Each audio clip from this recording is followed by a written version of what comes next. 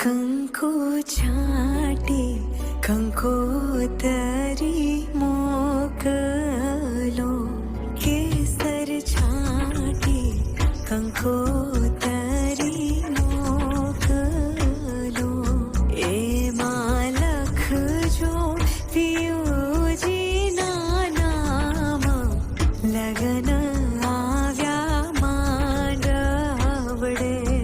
એમાં લખજો પિયુજીના નામ, લગન આવ્યા માંડવડે.